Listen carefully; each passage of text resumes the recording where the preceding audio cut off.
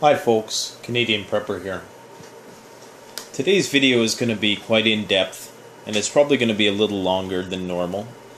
So, I would encourage you to watch this video and try to do something else at the same time, and just sort of listen along.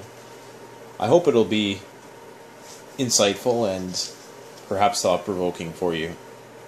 Now, I recently did a video on the topic of academics and intellectuals in the prepping community and why I felt that there appeared to be a lack of representation of those types of people in the preparedness community. And I wanted to sort of simplify that concept a bit more and talk a bit more about what the ideal prepping group or prepping community in a WROL or SHTF situation might look like. And I'm going to use, for the purposes of simplicity, I'm going to use the 4 categories that many of us are familiar with in high school. And those are jocks, nerds, hippies, and I've added the 4th category, which is a little less common, and that's the diplomats. So you have these 4 main personality types, and I'll just start off with the jocks. So with the jocks, what are jocks? Well, they're athletic, typically. They're primarily the muscle of the school. They're the ones who are a bit more military-oriented. They're a bit more aggressive. They're probably the ones that exhibit the alpha male characteristics. They are the warriors in a society. They're also the laborers. They might do a lot of the grunt labor, and primarily their function is going to be security. Then you have the nerds.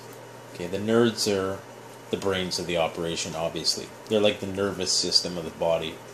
They're intelligent, they're thoughtful, they're meticulous, they're analytical. They specialize in the natural sciences, so biology, physics, chemistry, biochemistry, things of that nature. They also may help in the security aspect in terms of the strategizing and the logistics, and typically they'll manifest in the workforce as engineers, computer scientists, communications experts, biochemists, things of that nature. And additionally, they would also have a role in manufacturing. So, nerds are pretty indispensable. Then you have the hippies. They're the caring people. They're the nurturers. They're the ones who are tolerant. They're the mediators. I should say they're not the mediators, but they are the ones who are more tolerant. Their main niche that they fill is in the social sciences. So that would be psychology, anthropology. If you wanted to, you could include the humanities like law and philosophy, things of those natures underneath that umbrella terminology. Sociology, religious studies, political science, things of that nature. So the role that they would take in society are typically perhaps environmental management, agriculture, horticulture, homesteading. They would be farmers, they would be the educators, the laborers, and would comprise a significant bulk of the healthcare field, whereas the nerds might fulfill the specialist aspect of the healthcare field, the health sciences field. So you have your jocks, your nerds, and your hippies. Now the 4th category are the diplomats, and I consider these people to be a floater, and I was kind of a diplomat in high school. I hung out with a lot of hippies, I hung out with some nerds, and I hung out with some jocks, and I didn't really limit myself to any one of those particular groups. And of course, underneath those 3 groups, there's different subcultures of those subcultures. Like the homies and the skaters and the goths and the freaks and the all those types of things that would fit under the umbrellas of those 3 aforementioned categories.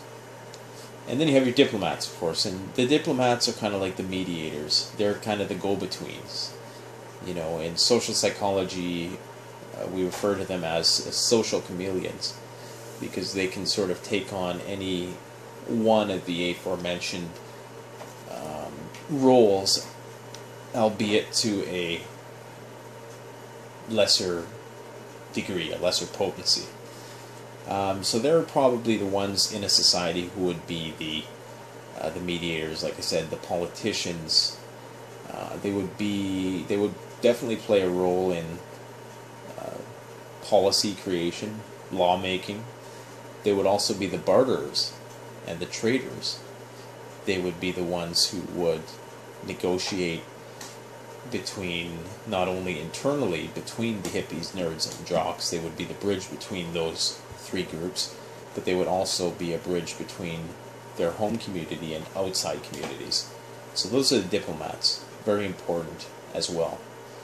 Now it's important to understand that people can exhibit traits of each of these categories, but most people are going to be, you know, have one predominant sort of characteristic that they fall into, or one area that they're sort of specialized in. So you might have a jock who's, you know, very athletic, but also partakes in a few hippie things and things of that nature. And I suppose at the end of the day, they're going to be more of one of those fields. So, or not fields, but one of those classifications. Now, here's the problem with prepping, and a lot of the preppers you see on YouTube, and no offense to anyone in particular, and I'm not saying this in a condescending way or anything like that, but the majority of people who talk about prepping appear to be people with a jock type, coming from a jock type background. And those are the people who really focus in on security quite a bit. Now, just because a person focuses on security, as I've said, that doesn't mean that they can't, you know, dabble in these other classes, these other factions, if you will. But it does mean that that's where their primary skill sets are. And what you see a lot of in the prepping community on YouTube, if you could call it that, is a lot of jocks, a lot of people emphasizing security, a lot of retired ex-military, ex-police, and people who've, you know, done their tours in Iraq or what have you. You don't see a whole lot of nerds, as I've talked about, and you don't really see a whole lot of hippies. The hippies tend to be pretty quiet, and if they do make channels, they get a lot less views because they're a lot, and I don't mean this in the wrong way, they're just a lot less interesting in a way, because, you know, gardening is only so interesting, but making, you know, tactical bug-out bags, as King 9 would say, is a lot more, you know, alluring to even a person who isn't a jock. It's just more sensationalist, it's more entertaining. And so herein lies a problem with respect to what the outcomes are going to be in a WROL for these people. Now, if you have a group of people in a WROL, SHTF situation, and they're predominantly jocks, you have 100 people and they're all jocks, what is the outcome going to be? Well, the outcome's going to be, they're going to be marauders. Okay? They are going to be marauders. There is no other alternative. Once their supplies run out, they only have one skill set, and that is security, weapons, and being aggressive. So they have no option but to become the marauders through and through. So a lot of these people that we see on YouTube, should they run into a situation where, you know, where they you know, find themselves amongst a bunch of other people just like them, they're going to have no choice but to go and steal other people's stuff, because they're not going to know how to grow crops, they're not going to know how to procure food, They're not going to have any idea about, the child care aspects and the community building aspects like the hippies would. They're not going to have any bartering skills and, political skills and even financial skills, laws, stuff like that. It's going to be a bunch of alpha males who are infighting with one another, raping and pillaging. And, I'm not saying that the people on, anybody in particular on YouTube, solely fits one of those characteristics. But if you have 100 people and they're all 75% jock, it doesn't take much to push people in that direction for survival's sake or whatever. There's going to be a lot of tyranny, and it's just going to inevitably amount to a very warlike, militant society. Now, if there's all nerds, of course, there's going to be no security. You're going to be quickly overrun and killed off by the jocks, or a group of people who has a bit of security and has a bit of militariness to them. They cannot feed themselves, and they also can't pillage. So really the nerds are going to be the first to die, I think, after all the sick people and all the stuff that Patriot Nerds talks about. The nerds, if there was 100 nerds versus 100 jocks versus 100 hippies, the 100 nerds would be the first to die. Why is that? Well, because the hippies, they still know how to live off the land. They have the ability to feed themselves, to grow food, things of that nature. But they have no security, obviously. So they would probably be the second to die. The nerds would die of natural causes, and the hippies would die from the jocks. The diplomats really don't have a whole lot of practical skills. They might be the lone wolves. And so in that respect, they may actually fare a lot better than the hippies and nerds, because of the fact that they're able to amend themselves to different groups and integrate themselves and, be a social chameleon within various groups that they encounter. Now, there's a few things, and this is not just pulled out of my ass either, I should say. I did a bit of research with respect to the job distribution, the employment distribution in the United States, as an example. And I use this, I'll show you this image here, which details the employment distribution in a pie graph of the U.S. in 2013. Now, if you think about when you're creating a prepping community, you want to have an ideal number of each of these groups of people in order for it to function properly. So based on, let's just do a little bit of, throw out a few numbers with respect to statistics and stuff in the United States regarding the first class of people, jocks. Okay. Now, I didn't include in this people who are involved in sports and stuff like that. I just included in this people who are active police, military personnel, reserve personnel, and I threw an ambiguous number for private armies. So there's 780,000 police in the United States. There's 1.37 million active military personnel, and there's 850,000 reserves. And I'm assuming, a good generous estimate would be about 1 million, security guards, private militaries, stuff like that. And that would bring you to about 4 million people, roughly, which would be a little over 1% of your population who was devoted to the task of security. Now, there probably is a few other groups involved in that security aspect that cross over into the nerds and even the hippies and diplomats. But the bulk of the core guys focusing on pure militarism and enforcement, law enforcement, are a very small portion of the population. In fact, in Canada, for instance, for every 100,000 people, there are only 202 police. In the United States, that number is 245 out of 100,000 people. And in Russia, that number is double to 545, a little more than double actually, per 100,000 people. So when you're comprising a society, a very small portion of that society is actually devoted to law enforcement and military matters and security. Yet, in the prepping community, there's this incredibly lopsided representation of people who are obsessed with that sort of tactical aspect of things.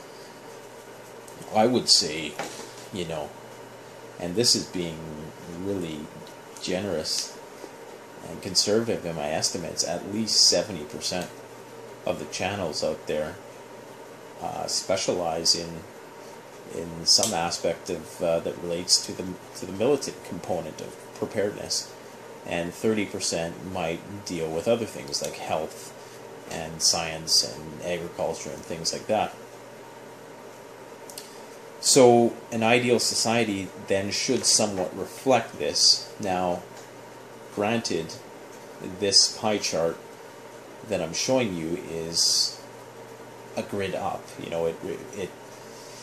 It is contingent upon all the laws and stuff being in place for hundreds of years in a fully functional society that exists in a globalized system.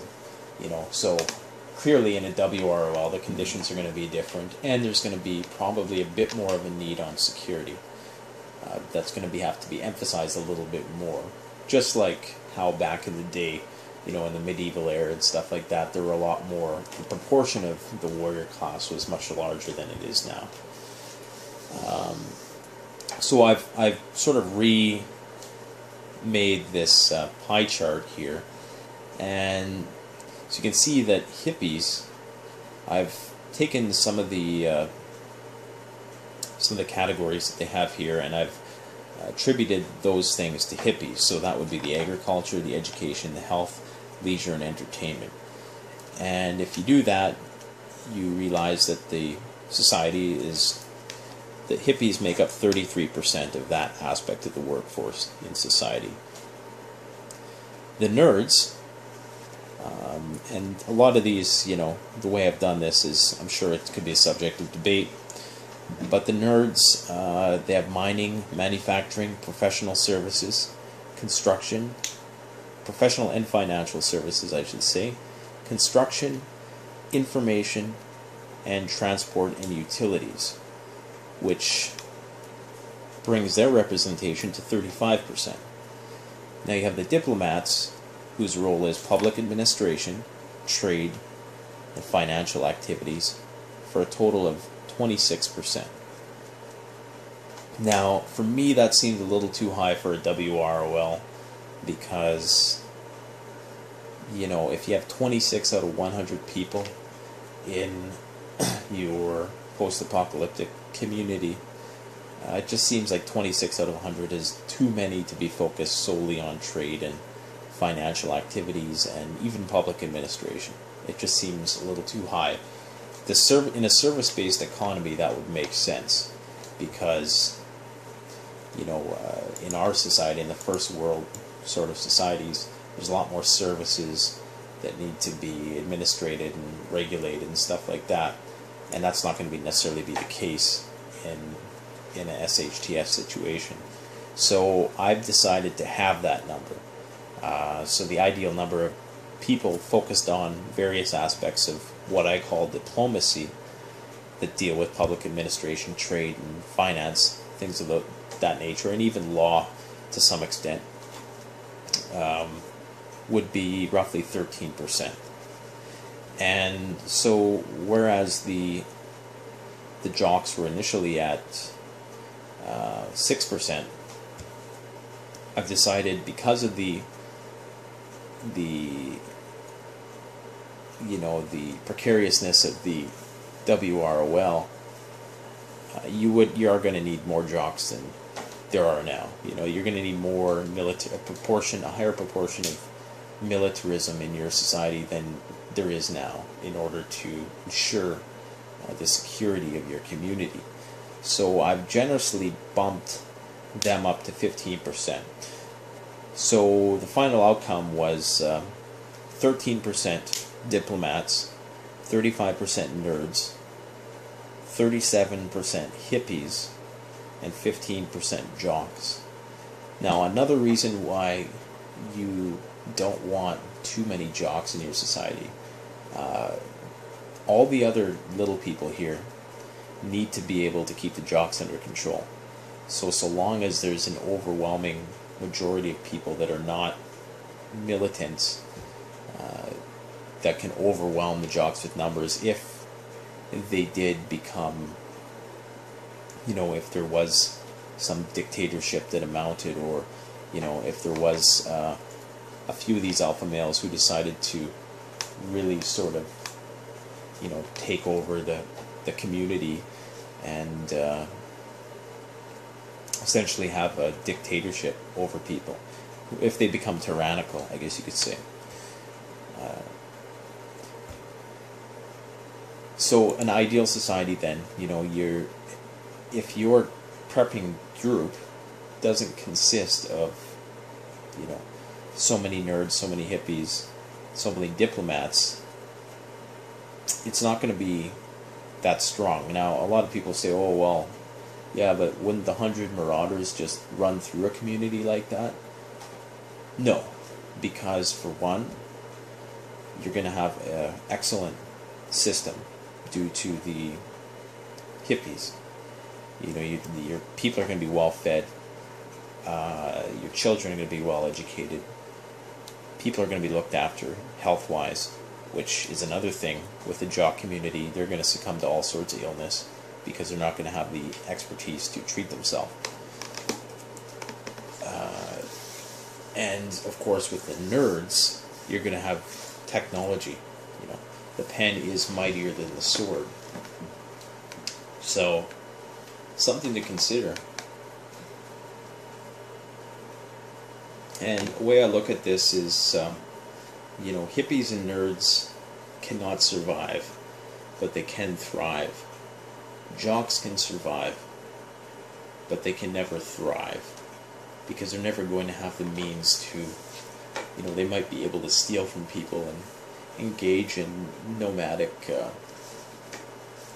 colonialism or imperialism, but they're never going to be able to thrive in the sense that a balanced community would thrive, in the sense that the community we have now is thriving. I mean, arguably, you could say, okay, there's a lot of shit that's wrong with the world right now, but at least, if you take a cross-section of our world, and you see that as much police state draconian measures are being pushed on us, there's still a very small proportion of the population that is involved in militarism and law enforcement. And to have one that is so lopsidedly focused on that in the WROL is not only going to be catastrophic for other people who encounter that group, it's going to be catastrophic for that group itself. Good luck. I would like to see how long a group of 100 militarists, how long they lasted. And now when I talk about the military, there's higher ranking officers who have a lot of nerd and diplomatic characteristics. Unfortunately, there's not a lot of high ranking officers on YouTube talking about this stuff, or probably preparing, in general. I'm sure they're out there, and probably they're smart enough to do it secretly, but and I don't know if that would relegate them to lone wolves when the time comes, but that's sort of getting a little off topic. So this is the model I've created to try to understand how to, spread out your preparedness community, and how you should allocate, your human resources. I think it's a simple way of looking at it, and it's very bare bones, but it's something to consider. And you know, nobody wants to live meal to meal, and nobody wants to have to steal, you know, meal to meal, steal to steal. You know, nobody wants to live like that. So if you really want to be on the winning side of the apocalypse, you should be trying to find those intellectuals, find those hippies, find those nerds. You know, lots of people think all the hippies are so effeminate and they're so, you know, pacifist. And well, there's a saying with respect to, I can't remember who said it, but you know, it's bend like grass, stand firm like tree. You know, if there's a big windstorm, a very firm, hard tree is going to break, but a blade of grass is just going to bend over, and it's going to bounce back up once the storm's over. So you can be too hard, you know. There is a strength to passivity, and that's why our society is so strong right now. Our secular society is strong in part because we respect the feminine aspect of things. We realize that, you know, caregivers are important. You know, women have to look after the children. You know, all these grunts are going to be old someday. Those 100 jocks are going to be old someday. And they're not going to be able to defend themselves. And if they've spent all their life raping and pillaging and they have no progeny, you know, that they've taken the time to care for and nurture, like the hippies did, well, someday the hippies are going to have a lot of strong kids. And many of them might be more enlightened jocks, you know. So it's the ebb and flow, it's the black and white. Both are essential to forming a strong society. And you can't have strength with brute force alone. Big part of strength is, it takes a lot of strength, as one of my gurus would say, to let go, to not try to be the aggressor, you know. But I sort of digress, so let me know what you think about this. I do think that, you know, that this is a model worth considering, and I hope it maybe spurs some discussion about these matters. And hopefully the video wasn't too long for you, but perhaps thought-provoking. So don't forget to like, comment, subscribe if you enjoyed the video. By all means, share. Canadian Prepper out.